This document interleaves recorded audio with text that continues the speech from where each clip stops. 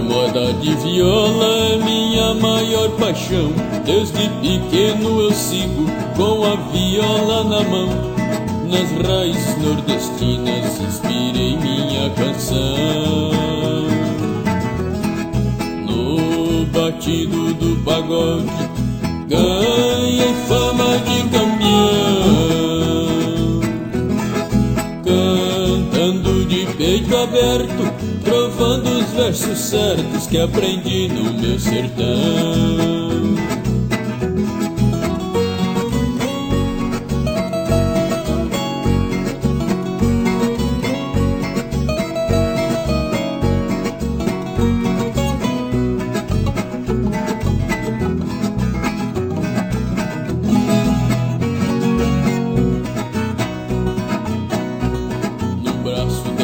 Viola enfrento grandes batalhas. Os versos que canto e toco formam uma forte muralha.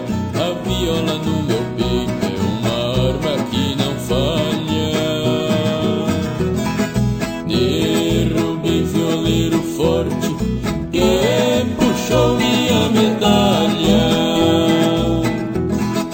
Não aguentou a pressão, pois os pés entre as mãos é como fogo na palha.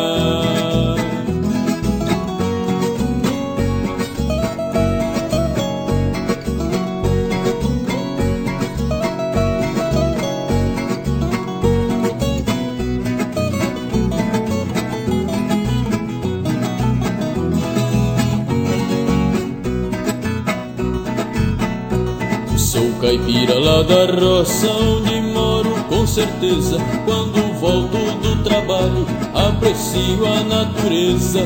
No peito chora a viola contemplando essas belezas. Minha viola é de pinho, feita com delicadeza,